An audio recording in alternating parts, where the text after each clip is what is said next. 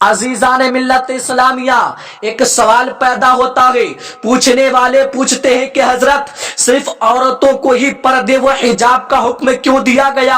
تو سنیں میری بات کو، عورت گھر کی دولت ہے اور دولت کو چھپا کر گھر میں رکھا جاتا ہے۔ ہر ایک کو دکھانے سے خطرہ ہے کیونکہ چوری کر لے۔ اسی طرح عورت کو چھپانا اور غیروں کو نہ دکھانا ضروری ہے۔ عورت گھر میں ایسی ہے جیسے چمن میں پھول اور پھول چمن میں ہی ہرا بھرا رہتا ہے، اگر توڑ کر باہر لایا گیا تو مرجھا جائے گا۔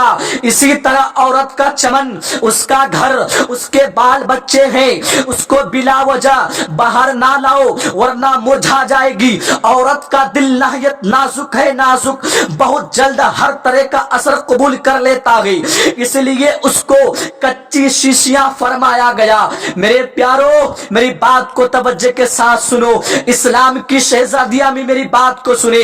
ہمارے یہاں بھی عورت کو صنف نازک کہتے ہیں اور نازک چیزوں کو پتھروں سے دور رکھتے ہیں کہ ٹوٹ نہ جائے۔ غیروں کی نگاہیں اس کے لیے مضبوط پتھر ہے، اس لیے اس کو غیروں سے بچاؤ۔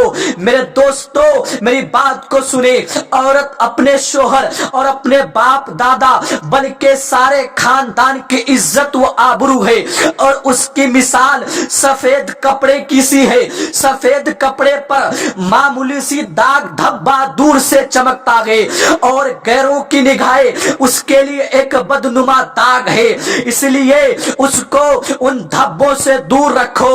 عورت کی سب سے بڑی تعریف یہ ہے کہ اس کی نگاہ اپنے شوہر کے سوا کسی پر نہ ہو، اس لیے کہ قرآن کریم نے حوروں کی تعریف میں فرمایا کہ شوہر کے سوا کسی کو آنکھ اٹھا کر نہیں دیکھتی۔ عزیزان ملت اسلامیہ، اگر اس کی نگاہ میں چند مرد آ گئے تو یوں سمجھو کہ عورت اپنے جوہر کھو چکی، پھر اس کا دل اپنے گھر بار میں نہ لگے گا، جس سے یہ گھر آخر تباہ ہو جائے گا۔ عزیزان ملت اسلامیہ، کیا عورتوں کا گھروں میں رہنا ظلم ہے؟ آج لوگ کہتے ہیں کہ عورتوں کو گھر میں رکھ کر قید کرنا چاہتا ہے، تو میری بات کو سنیں۔ بعض لوگ اعتراض کرتے ہیں کہ عورتوں کا گھروں میں قید رکھنا ان پر ظلم ہے، جب ہم باہر کی ہوا کھاتے ہیں تو ان کو اس نعمت سے کیوں محروم رکھا جائے؟ تو اس کا جواب یہ ہے کہ گھر عورت کے لیے قید خانہ نہیں بلکہ اس کا چمن ہے۔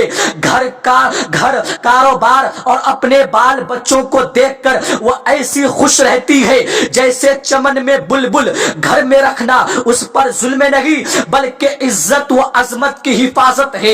اس کو قدرت نے اس لیے بنایا کہ بکری اسی لیے ہے کہ رات کو گھر رکھی جائے، اور شیر، چیتا اور محافظ کتا اس لیے کہ ان کو آزاد پھرایا جائے۔ اگر بکری کو آزاد کیا تو اس کی جان خطرے میں ہے، اس کو شکاری جانور فار ڈالیں گے۔ عزیزان ملت اسلامیہ، پردہ و حجاب گویا اسلامی اشعار کی حیثیت رکھتا ہے، کیونکہ اسلام سے قبل عورت بے پردہ تھی اور اسلام نے اسے پردہ و حجاب کے زیور سے آراستہ کر کے عظمت و کردار کی بلندی عطا فرمائی۔